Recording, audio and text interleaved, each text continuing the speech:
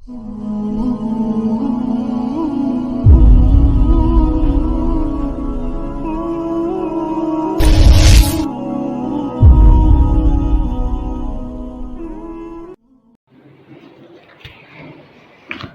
للہ رب العالمین والصلاة والسلام علی رسول الکریم اما بعد قال اللہ تبارک وتعالی فی القرآن المجید والفرقان الحمید قل للمؤمنین یغضوا من ابصارهم ویحفظوا فروجهم ذلک ازکیٰ لهم ان اللہ خبیر بما یصنعون وقال النبی صلی اللہ علیہ وسلم لا يؤمن احدكم حتى يكون هواه تبعا لما جئت به او كما قال علیہ الصلوۃ والسلام۔ اللہ تبارک و تعالیٰ کا بے انتہا احسان ہے، اس کا شکر ہے کہ آج اللہ رب العزت نے اپنی توفیق کے سبب اپنے گھر میں جمع فرمایا، اور کتنا حسین موقع ہے کہ آج جمعے کا دن ہے۔ اللہ کے نبی نے فرمایا کہ جو آدمی اللہ کا باغی ہو جائے، جو آدمی اللہ کا منکر ہو جائے، کلی طور پر اس کی بغاوت پر اتر آئے، وہ جمعے کے دن اللہ رب العزت سے اپنی صلح کر لے، اللہ جلدی مان جائے گا۔ اللہ رب العزت فرماتے ہیں اللہ کے نبی کہ جب بندہ اللہ کے حضور آتا ہے، آ کر کے گریہ وزاری کرتا ہے، اپنے جرم کا اقرار کرتا ہے، تو کبھی اللہ رب العزت پرانی باتیں یاد نہیں دلاتا ہے۔ دنیا کا اصول یہ ہے کہ اگر میری ماں روٹھ جائے، میرا باپ خفا ہو جائے، میرے رشتہ دار مجھ کو چھوڑ دے، میرا بائیکاٹ کر دیں، اگر میں ان سے معافی مانگنے جاؤں اور ان کے سامنے اپنی تمام گستاخیاں قبول کروں،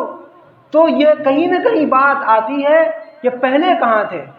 اب کیا کرنے آئے ہو، کیوں آئے ہو، کیا کیوں تھا، اتنے تانے سننے پڑتے ہیں۔ لیکن اللہ رب العزت فرماتے ہیں کہ جو آدمی میری طرف ایک قدم آتا ہے، میں اس کی طرف 10 قدم آتا ہوں۔ اللہ فرما رہے، حدیث قدسی ہے، حضور نے فرمایا کہ اللہ تعالیٰ فرما رہے کہ جو آدمی میری طرف چل کر کے آتا ہے، میں اس کی طرف دوڑ کر کے آتا ہوں۔ جو آدمی میرے سے تعلق اچھا کرنے کے لیے دوستی کا ہاتھ بڑھاتا ہے، میں آگے بڑھ کر کے اس کا معانقہ اور اس کا استقبال کرتا ہوں۔ معزز سامعین، اللہ کے رسول صلی اللہ علیہ وسلم نے فرمایا کہ وہ آدمی ہرگز کامل مومن نہیں ہو سکتا جب تک کہ وہ اس کے مطابق نہ ہو جائے جو شریعت میں لے کر کے آیا ہوں۔ کہ شریعت کیا، شریعت کہ جو حکم دیتی ہے کہ آپ علم حاصل کیجئے۔ کون سی شریعت؟ جو حکم دیتی ہے کہ آپ اپنے والدین کے حقوق پہچانیے۔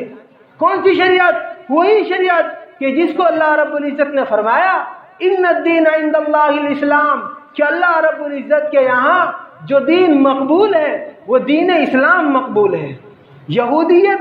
جو مذہب تھا موسیٰ علیہ السلام کا، جب تک قرآن کا نزول نہیں ہوا تھا جب تک اس پر عمل کرنا واجب تھا۔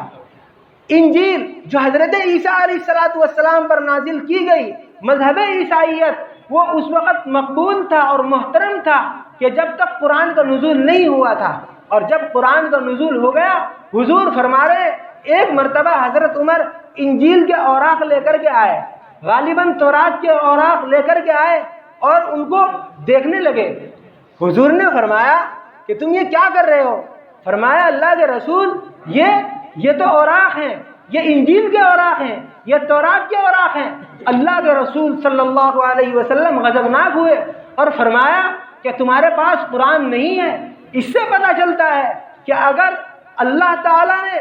بے شک قرآن کو نازل کیا ہے، لیکن تمام کی تمام پہلی ملتوں کو اور پہلے مذہبوں کو اللہ رب العزت نے قرآن کے ذریعے ناسخ کر دیا ہے۔ پتہ یہ چلا کہ اب جو حکم نازل ہوگا، اب جو عمل ہوگا، اب جس پر عمل کرنا واجب ہوگا، وہ صرف واحد ایک کتاب ہے جس کا نام قرآن ہے۔ اللہ کے رسول نے فرمایا کہ وہ آدمی کامل مومن نہیں ہو سکتا جب تک کہ وہ میری شریعت کے مطابق نہ ہو جائے۔ آج نہ ہم نے علم حاصل کیا ایمان کا، نہ فرائض کا علم حاصل کیا، نہ سنتوں کا علم حاصل کیا، ارے میرے پیارو، وہ آدمی جو اللہ کے ایمان لانے کے اوپر ایمان کا علم نہیں سیکھتا ہے، جس کو ایمان کا علم پتہ ہی نہیں ہے، وہ مسلمان کیسے ہو جائے گا؟ میرے پیارو میری بات سنو، میں سمجھو میں کیا کہہ رہا ہوں، کہ وہ آدمی جو اللہ پر ایمان رکھتا ہے لیکن اس کو ایمان کے علم کا پتہ نہیں ہے، تو اس کا ایمان کہاں ہے؟ پھر اس کا ایمان نہیں ہے۔ ایمان زبان سے اقرار کر لینا، دل سے مان لینا، اس کا نام ایمان نہیں ہے۔ اس کے تقاضوں پر عمل کر لینا، اس کا نام ایمان ہے۔ چونکہ وہ ایمان نہیں ہے جو حرام سے نہ روکے، وہ ایمان نہیں ہے جو سود سے نہ بچائے، وہ ایمان نہیں ہے جو حرام خوری اور حرام کاریوں سے نہ بچائے۔ معزز سامعین، اللہ رب العزت نے جو دولت ہمیں دی ہے اس پر ہم شکر بجا لائیں اور اللہ رب العزت کا احسان سمجھے کہ اس وقت کہ جب دور تھا، عبداللہ اتنا بڑا منافق تھا، عبداللہ بن ابی، جس وقت پتہ چلتا تھا کہ یہ آدمی ایمان لے آیا ہے اس وقت سے ہی اس کے پیچھے ہاتھ دھو کر کے پڑ جاتا تھا۔ اس وقت اللہ اکبر کوئی کہہ دیتا، سبحان اللہ کوئی منہ سے کہہ لیتا اور اللہ اکبر کا نعرہ بلند کر دیتا، پورے کافروں سے اور سارے مشرکین سے دشمنی مول لینے کے مرادف تھا۔ معزز سامعین، آج ہم علم سے ننگے ہیں، ہمیں نہ اللہ کے حقوق کا پتہ ہے نہ ہمیں اپنے ماں باپ کے حقوق کا پتہ ہے۔ یہی وجہ ہے کہ ہم ساری جگہ مار کھا رہے ہیں، ہماری عورتیں محفوظ نہیں ہیں، خود ہماری عزتیں محفوظ نہیں ہیں۔ ارے اگر ہم علم حاصل کر لیتے، ہم اپنے آپ کو ٹھوس بنا لیتے، کم سے کم اتنا تو ہوتا کہ میرے بچے پیدا ہوں اور میں اپنے بچوں کو بیٹھ کر کے تعلیم دوں، کم سے کم اتنا تو ہوتا کہ میں اپنے بچے پیدا کروں اور میرے بچوں کے ایمان پر، ان کی آبرو پر، ان کے تحفظ پر اور ان کی عزت پر آنچ نہ آئے۔ کیا ہوا؟ غیر مسلم ہماری بچیوں پر بھیڑیے بن گئے۔ کیا ہوا؟ یہ کفار، یہ یہود کہ جن کے بارے میں اللہ رب العزت نے فرمایا ہے تمتعوا حتی حین، خوب حرام خوریاں کرو، ایک دن آنے والا ہے ونضع الموازین القسط، ایک انصاف کا ترازو قائم کروں گا، پھر دیکھوں گا من خردل اتینا بہا، کہ جس نے رائی کے دانے کے برابر نیک عمل کیا ہوگا، اتینا بہا، میں اس کو لا کر کے دے دوں گا۔ اور فرمایا کہ جو آدمی اللہ کا منکر ہو کر کے، باغی ہو کر کے زندگی گزارے، اللہ فرما رہے ہیں کہ وہ دن آنے والا ہے میں تشخص فیہ الابصار، کہ جس دن ان کی آنکھیں پھٹ جائیں گی، وَيَوْمَ نُسَيِّرُ الْجِبَالَ، اور اس دن میں پہاڑوں کو چلا دوں گا، اس دن ان کو عقل آئے گی۔ میرے بھائیوں، میں مقرر نہیں ہوں، میں خطیب نہیں ہوں، میں آپ کا ہمدرد ہوں، میری بات کو سمجھو۔ آج اپنی اولاد کی خاطر ہم کماتے ہیں، ہم صبح سے نکل جاتے ہیں، ہم نہ دھوپ دیکھتے ہیں، نہ چھائے دیکھتے ہیں، نہ برسات دیکھتے ہیں، صرف کس لیے؟ اس لیے کہ میرے بچے مانگنے نہ جائیں، اس لیے کہ میری بیوی گھر میں رہ کر کے کھانا کھائے، اس لیے کہ کہیں میری بیوی اپنی عزت کا سودا کر کے کہیں سے کما کر نہ لائے۔ اسی لیے جب آپ نے بچے پیدا کیے ہیں، اللہ رب العزت نے آپ کو اولاد دی ہے، آپ کو حق بنتا ہے، آپ پر واجب ہے کہ آپ ان کا اچھا نام رکھیے۔ حضور نے فرمایا انسان کے ذمے 3 کام لازمی ہے کہ جب اللہ رب العزت اس کو اولاد سے نوازے، اس کو چاہیے کہ اس کا اچھا نام رکھے، اس کو چاہیے کہ اس کو اچھی تعلیم دے، اس کو پتا ہو کہ میرا عقیدہ یہ ہے، اللہ ایک ہے، اللہ کا نبی آخری نبی ہے، اس کے تقاضوں پر اس پر عمل ہو، اور جب وہ جوان ہو جائے تو اس کا اچھا رشتہ دیکھ کر کے کہیں نکاح کر دے۔ آج کل ہوا کیا ہے کہ آج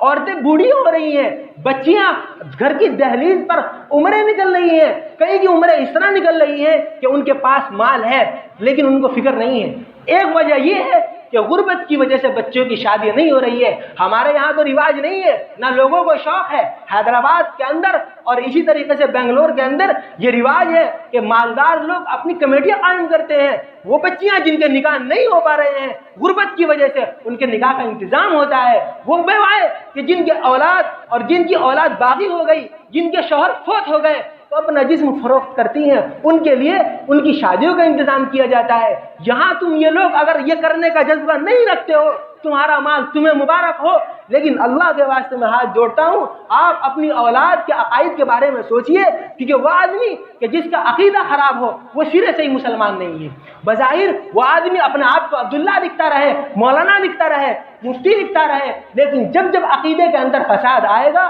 اللہ رب العزت سے ایمان ہٹ جائے گا، اللہ کے نبی سے ایمان ہٹ جائے گا۔ ایک دور تھا حضرت عمر رضی اللہ تعالیٰ عنہ کے دور کے اندر ایک زمانہ یہ آیا کہ ایک فوج کو ایک خطے کے اندر، ایک خطے کے اندر کہہ دیا گیا کہ آپ یہاں قیام کریں۔ کافی دن ہو گئے، اس فوج کو